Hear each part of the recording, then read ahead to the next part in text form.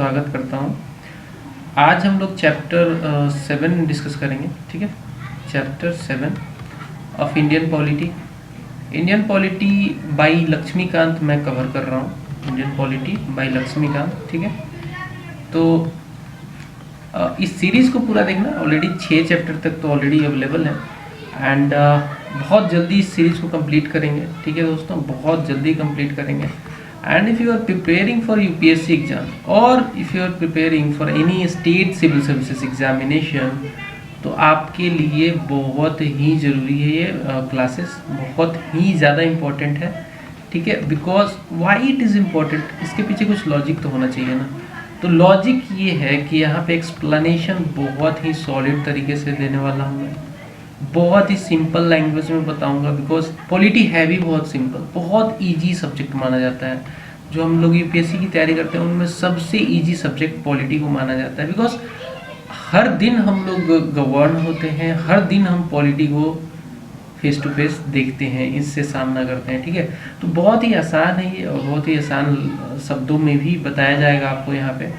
Then दूसरा जो important point है नोट्स आपको बनाने में बहुत टाइम लगता है। एंड अब मॉडर्न ज़माने में यार, अगर आप कॉपी किताब लेकर बैठ के नोट बना रहे हो, if you are not using the technical things, technicality of preparation, तो मैं समझता हूँ कि वर्स्ट है ये, इससे वर्स्ट कुछ नहीं।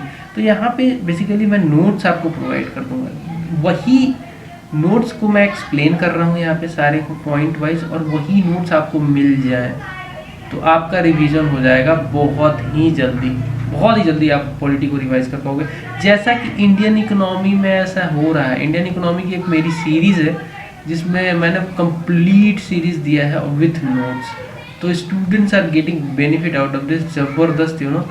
बिकॉज क्या है कि वो पूरी सीरीज़ ही 57 घंटे की है, 57 आवर्स की है, और उसके बाद नोट मिल जा रहा है। तो 57 आवर्स इन्वेस्ट करो अपना, देखो उसको बहुत अच्छे से, देन PDF डाउनलोड करो, और उसके बाद वीडियो को देखने की जरूरत नहीं है। अनटिल अनलेस कि आप भूल गए, कुछ रेफर करना चाहते हो तो रेफर कर सकते हो, बार बार पूरी सीरीज देखने की जरूरत नहीं है। PDF इसके बाद आपको रिवाइज करना है मल्टीपल टाइम्स, जितनी बार रिवाइज कर सको।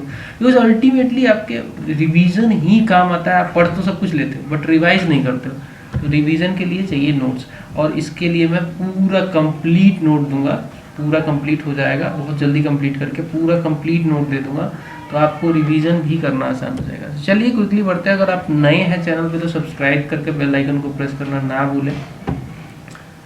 पॉइंट वाइज हम लोग पढ़ते हैं। पहला पॉइंट यहाँ पे देखिए, कॉन्स्टिट्यूशन में पार्ट्स हैं, बहुत सारे पार्ट्स हैं, तो इसमें हर पार्ट में अलग अलग मैटर को रखा गया है। तो फंडामेंटल राइट्स जो हैं उन्हें रखा गया है बेसिकली पार्ट 3 में। तो पहला क्वेश्चन ही यही है कि फंडामेंटल राइट्स को कहाँ रखा गया है, तो पार्ट 3 में रखा गया है। एंड कौन कौन से आर्टिकल हैं जो फंडामेंटल राइट्स से डील करते हैं, तो बेसिकली आर्टिकल 12 से लेकर आर्टिकल 35 तक, 35 तक डील करते हैं फंडामेंटल राइट से। याद रखना, फंडामेंटल राइट से आर्टिकल 12 से लेकर 35 तक। कुछ लोग कंफ्यूज हो जाते हैं, 14 से स्टार्ट करते हैं। नहीं दोस्तों, नहीं, ये 12 से लेकर 35 तक डील करता है टोटल फंडामेंटल राइट से। दूसरा इंपॉर्टेंट बात यही है। नेक्स्ट है, हम लोग कहाँ से इंस्पायर हुए थे, हमारा कॉन्स्टिट्यूशन हमने कहाँ से इंस्पायर होकर बनाया, मतलब फंडामेंटल राइट्स कहाँ से इंस्पायर होकर हमने लिया।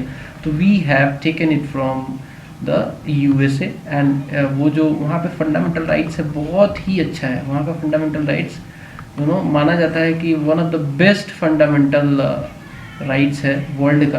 तो वहाँ पे बिल्स ऑफ राइट्स थे, उनसे हमने कॉपी किया इस बेसिकली, और विथ सम अमेंडमेंट, डेफिनेटली हमारा अमेंडमेंट भी है, बट जो सोर्स ऑफ इंस्पिरेशन है वो USA से हमने लिया है, ठीक है। आगे बढ़ते हैं।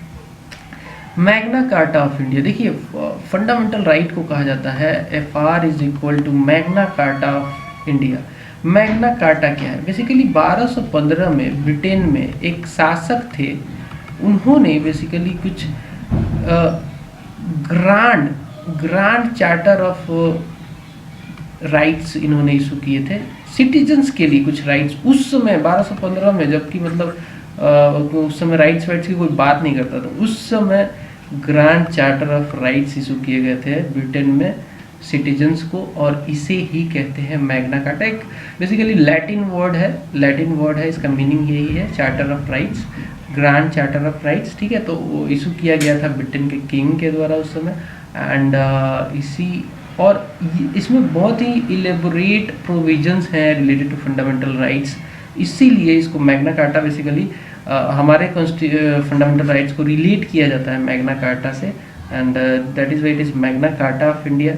एंड दूसरा जो इम्पोर्टेंट बात है यहाँ पे वो ये है कि ये जस्टिसिएबल है, नेचर जो है इसका फंडामेंटल राइट का, nature of fundamental right is justiciable. Justiciable का मतलब क्या है? जस्टिसिएबल का मतलब ये है कि इसके लिए आप कोर्ट में जा सकते हैं, सीधा सुप्रीम कोर्ट, हाई कोर्ट में भी जाने की जरूरत नहीं है। ऐसा नहीं कि पहले यहाँ से रेफरेंस लो, हाई कोर्ट जाओ, हाई कोर्ट मना करेगी तो फिर वहाँ से अपील भरो सुप्रीम कोर्ट के लिए, ऐसा नहीं है। इसके लिए फंडामेंटल राइट अगर दुनिया में, मतलब हमारे कंट्री में किसी का भी इधर उधर होता है, किसी का भी वॉयलेट होता है, उसके पास राइट है डायरेक्टली सुप्रीम कोर्ट जाने का। सुप्रीम कोर्ट जस्टिफाई करता है, जस्टिसिएबल है। अगर आपका फंडामेंटल राइट का रियली वायलेशन हुआ है तो सुप्रीम कोर्ट उसको रीस्टोर करेगा। इसके पास रिट्स हैं, सुप्रीम कोर्ट के पास रिट्स हैं, रिट्स जारी करके ये आपके फंडामेंटल राइट्स को रीस्टोर करेगा। अब रिट्स क्या है फर्दर आगे क्लासेस में मिल जाएंगे। तो बेसिकली आपको एक फ्लो में बहना है, एक फ्लो में चलते रहना है, बहना ठीक है। तो इसको अच्छे से समझा करो और मजे से पढ़ेंगे, ठीक है। आगे बढ़ते हैं। Equality of all individuals, the dignity of individual, the larger public interest and unity of nation. इसका मतलब ये है कि फंडामेंटल राइट्स क्यों चाहिए हमें? क्यों भाई? अचार थोड़ी डालना है इनका, कुछ पर्पस तो होना चाहिए। तो पर्पस ये है कि हमें बेसिकली इंश्योर करना है कि इक्वालिटी सभी इंडिविजुअल को मिले, सब, हर व्यक्ति का, हर इंडिविजुअल की डिग्निटी मतलब उसका इज्जत, उसकी वैल्यू समाज में बनी रहे। लार्जर पब्लिक इंटरेस्ट के लिए भी जरूरी है fundamental rights, and unity, nation की यूनिटी बनाए रखने के लिए फंडामेंटल राइट्स का होना बहुत जरूरी है, वरना आपस में लड़ने लगेंगे लोग, आपस में भी लड़ेंगे, ऐसा भी है फंडामेंटल राइट्स ना हो। तो खैर इन सब बातों को डिटेल में पढ़ेंगे, सब एक एक करके जब प्रोविजंस पढ़ेंगे ना, हर आर्टिकल को जब डील करेंगे तो मज़ा आ जाएगा, ठीक है। आगे बढ़ते हैं।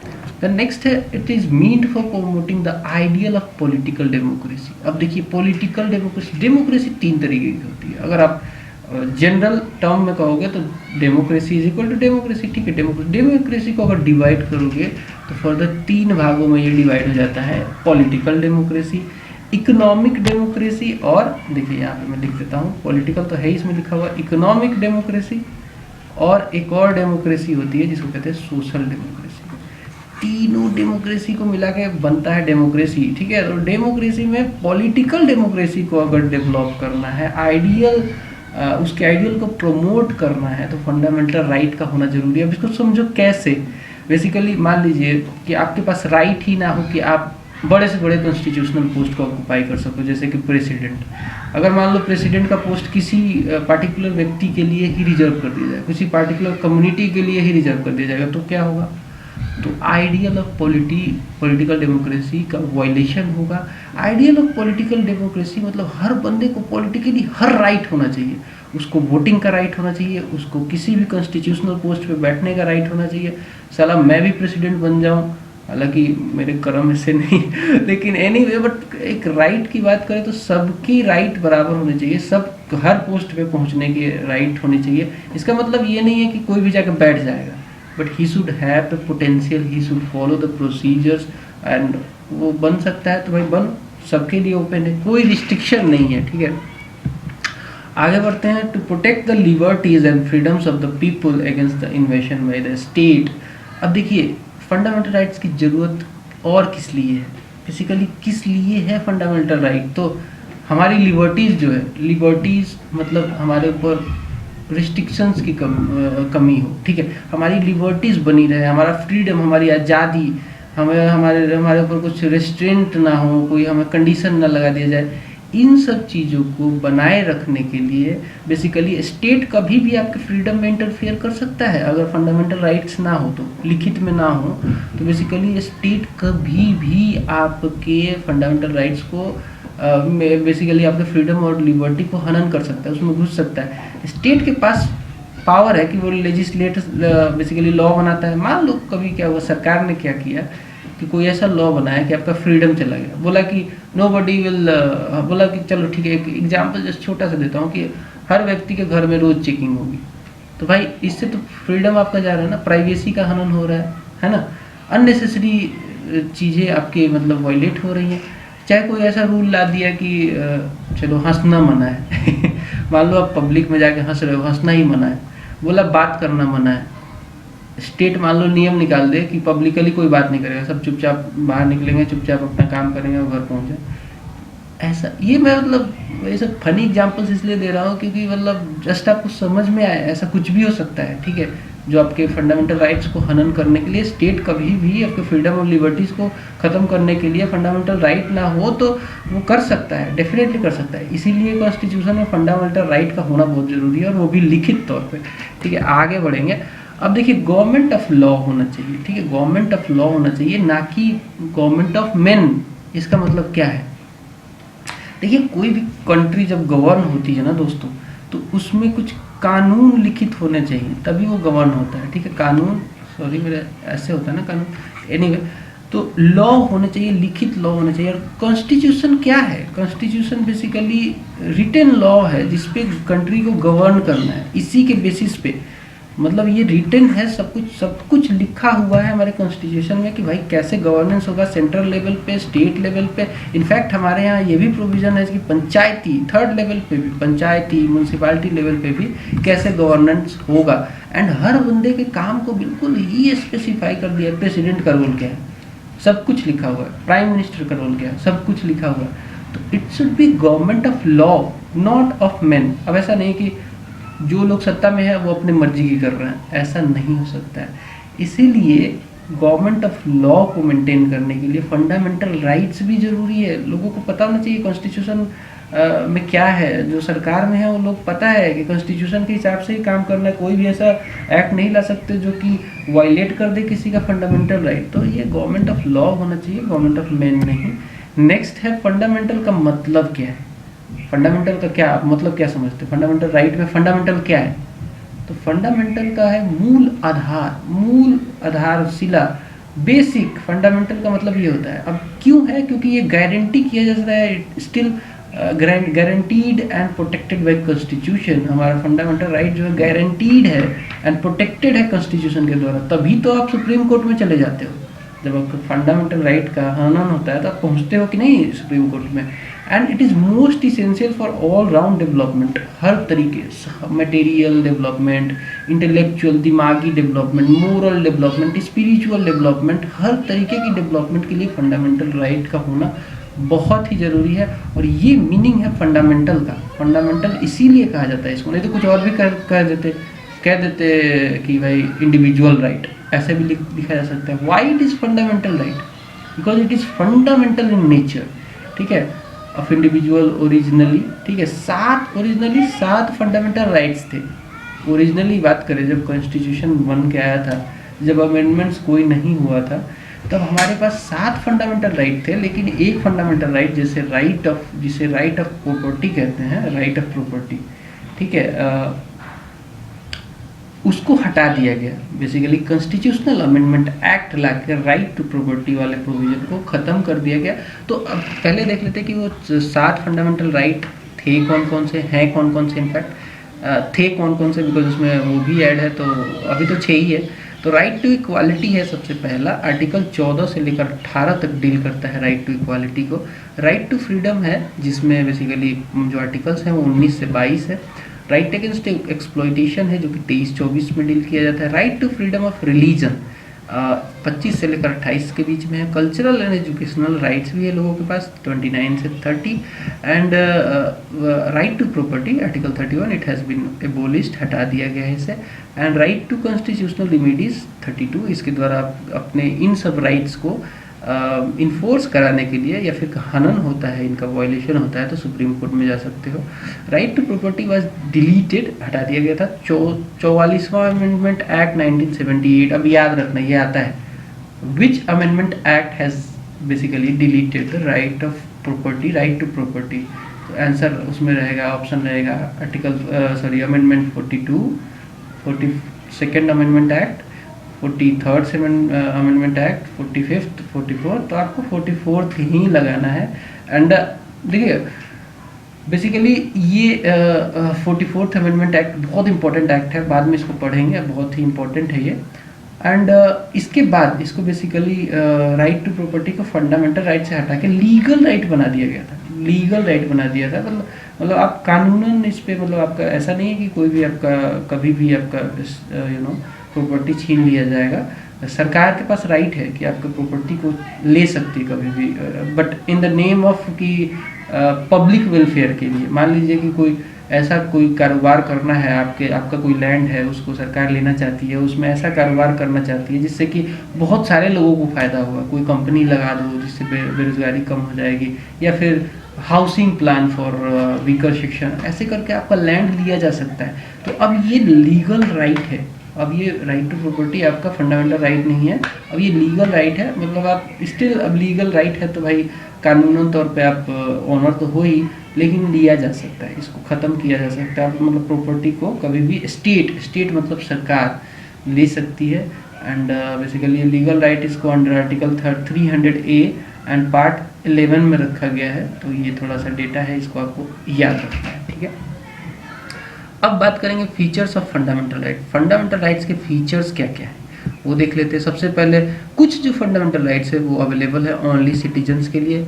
एंड फंडामेंटल राइट्स जो है कुछ जो है सिटीजन्स के लिए है, बाकी जो है रिमेनिंग वो सिटीजन्स एंड एलियंस मतलब फॉरेनर्स दोनों के लिए हैं, सिटीजन्स एंड फॉरेनर्स दोनों के लिए, बट कुछ जो है ओनली सिटीजन्स के लिए है, ठीक है। एंड मतलब जब फॉरेनर्स की बात आती है तो बहुत सारे राइट्स उनको नहीं मिलते हैं, बिकॉज डेफिनेटली यार इंडिया में रह के जो सिटीजन है उनको ज़्यादा राइट होना चाहिए कि नहीं, क्यों नहीं होना चाहिए भाई, वो देश में है, देश के लिए काम कर रहा है, फॉरेनर को सारे राइट क्यों देंगे हम, ऐसा नहीं है, ठीक है। तो दूसरा जो इम्पोर्टेंट फीचर है हमारे फंडामेंटल राइट का वो ये है कि ये एब्सोल्यूट नहीं है बट क्वालिफाइड है। मतलब ये नहीं है कि आप फंडामेंटल राइट है मेरा, जैसे राइट टू स्पीच मान लीजिए, राइट टू एक्सप्रेशन, तो आप जाके सीधा अपने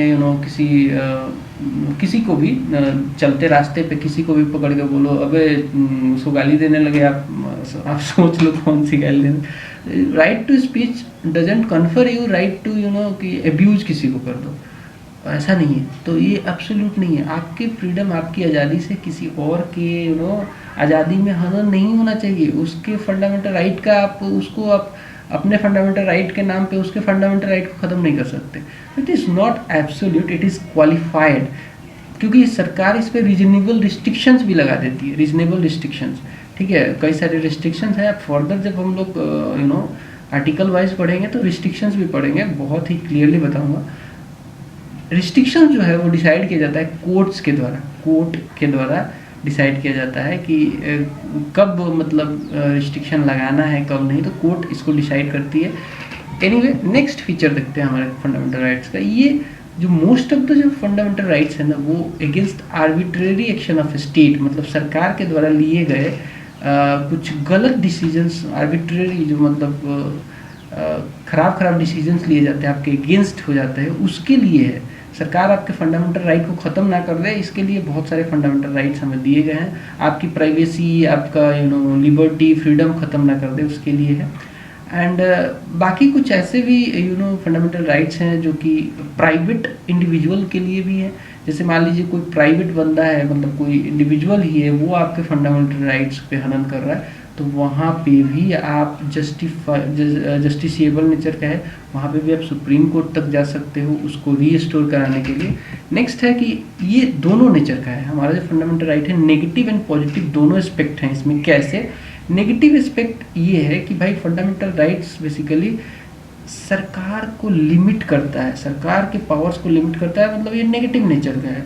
यहाँ पे ह्यूमंस को बेसिकली उनकी प्राइवेसी, उनका जो फ्रीडम, उनकी लिबर्टी बनी रहे, इसके लिए सरकार के ऊपर, लेजिस्लेचर एंड एग्जीक्यूटिव के ऊपर कुछ रेस्ट्रिक्शन लगाए जाते हैं कि भाई इन प्रावधानों को आपके लॉ इसको बेसिकली इसको वायलेट नहीं करने चाहिए। तो नेगेटिव नेचर का है। साथ में पॉजिटिव नेचर का भी है, जैसे कि कुछ चीज़ों को प्रमोट करने के लिए फंडामेंटल राइट्स दिए गए हैं, जैसे कि social development, social justice and बाकी सब चीज़ों को डेवलप करने के लिए, इकोनॉमिकली भी डेवलप करने के लिए पॉजिटिव कुछ फंडामेंटल राइट्स हैं बेसिकली। जैसे कि मान लो जैसे वीकर सेक्शन ऑफ सोसाइटी के लिए कुछ स्पेशल राइट्स हैं, फंडामेंटल राइट्स, जैसे कि रिजर्वेशन है, जैसे कि पोस्टों में कई सारे रिजर्वेशन, तो ये पॉजिटिव नेचर का भी है, तो नेगेटिव पॉजिटिव दोनों नेचर का है ये।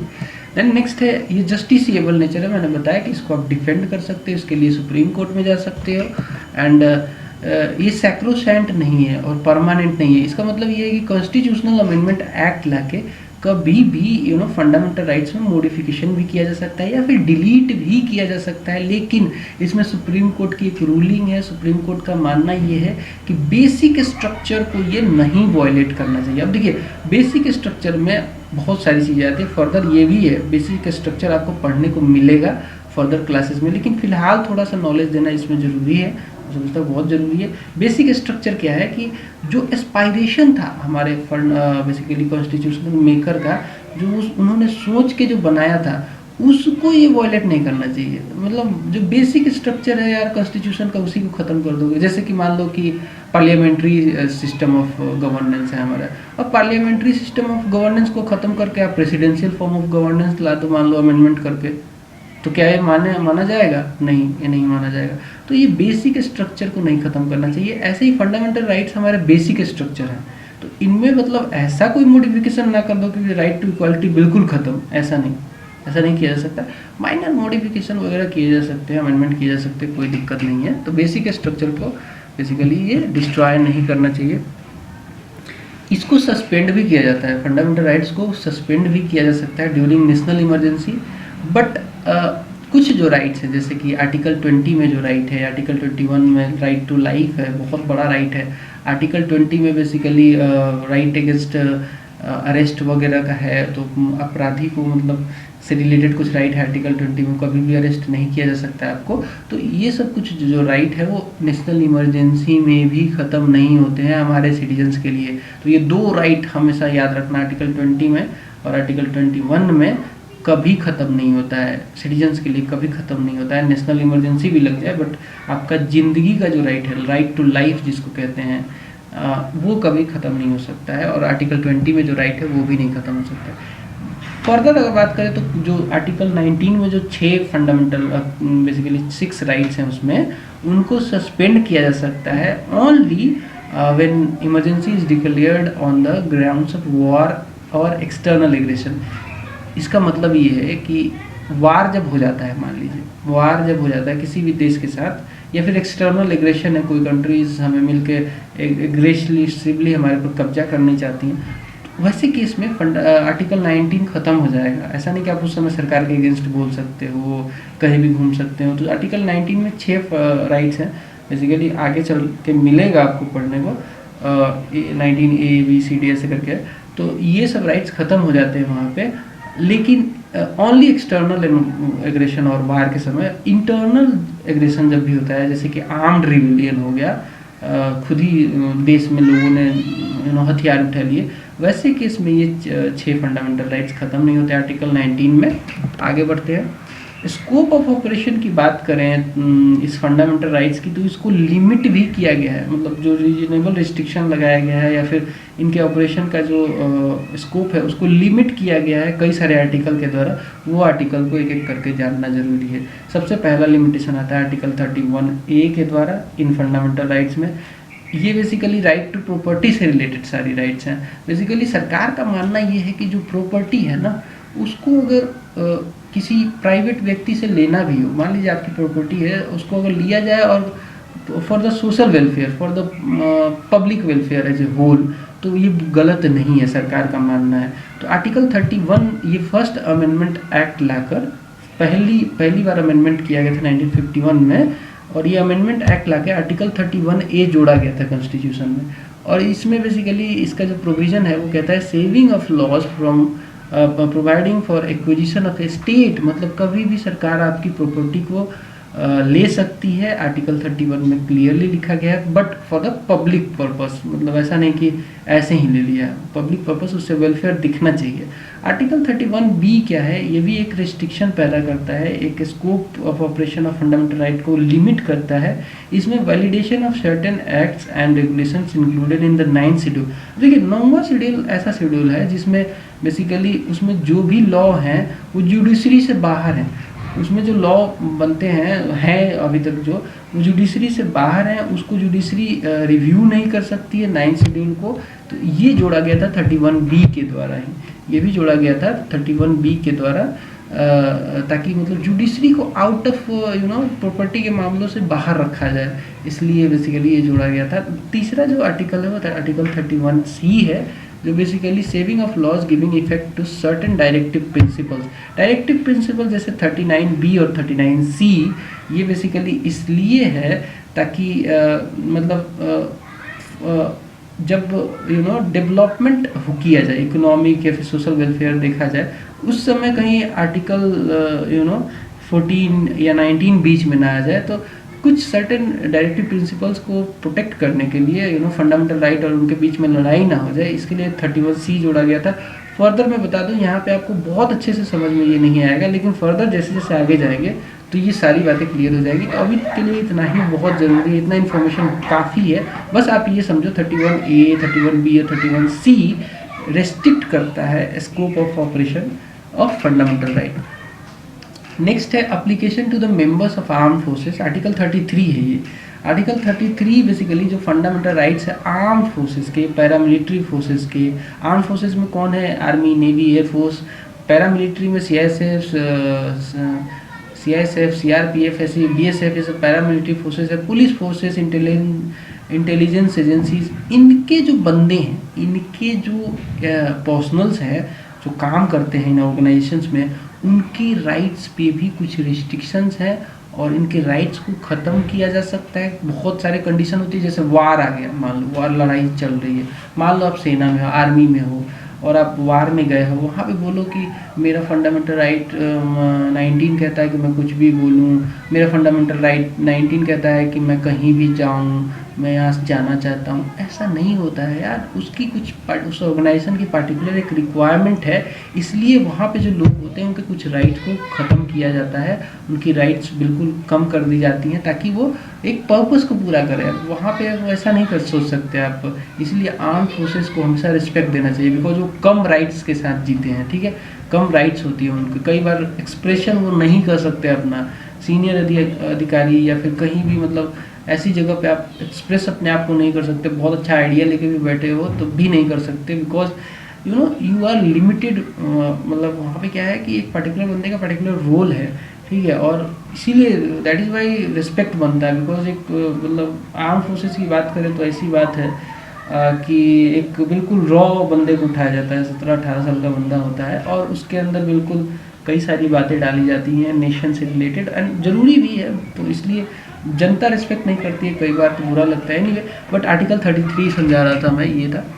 आर्टिकल 34 ये है कि मार्शल लॉ जब भी आता है, जब भी मिलिट्री शासन होता है, मार्शल लॉ मतलब मिलिट्री रूल, और ये नेशनल इमरजेंसी नहीं होता है। Military rule is not a national emergency. Particularly military rule लाया जाता है जब रूल का फॉलो लोग नहीं करते हैं, तो कई बार ऐसा ज़रूरी हो जाता है कि आर्म फोर्सेस को बुला लिया जाए और मिलिट्री मार्शल लॉ लगा दिया जाए। वैसे में कुछ पार्टिकुलर जो राइट्स है बंदों की वो ख़त्म हो जाते हैं, रिस्ट्रिक्ट करता है मार्शल लॉ कई सारे राइट्स को, और ये आर्टिकल 34 में क्लियरली मैंशनड है। आर्टिकल 35 कहता है कि मोस्ट ऑफ द जो राइट्स हैं वो डायरेक्टली इन्फोर्सिएबल है, मतलब सेल्फ एक्सिक्यूटरी हैं, इनके लिए कोई मतलब ऐसा नहीं है कि लॉ बना के इसको एक्सिक्यूट किया जाए। और कुछ जो ऐसे राइट्स हैं हमारे फंडामेंटल राइट्स, उनको बेसिकली इन्फोर्स करने के लिए लॉ बनाना पड़ता है, कानून बनाना पड़ता है, ये बेसिकली हमारा आर्टिकल 35 कहता है।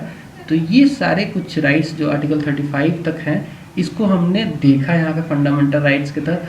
अब क्या है, हम लोग फर्दर आगे बढ़ेंगे और डिटेल में थोड़ा सा जानेंगे, डिटेल में एक एक करके जानेंगे कि अब कई सारी बातें हैं, जैसे स्टेट क्या है, डिफिनीशन ऑफ स्टेट क्या है।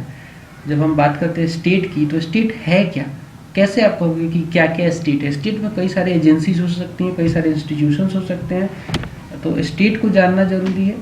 तो स्टेट को हम चलिए डिफाइन करते हैं थोड़ा सा।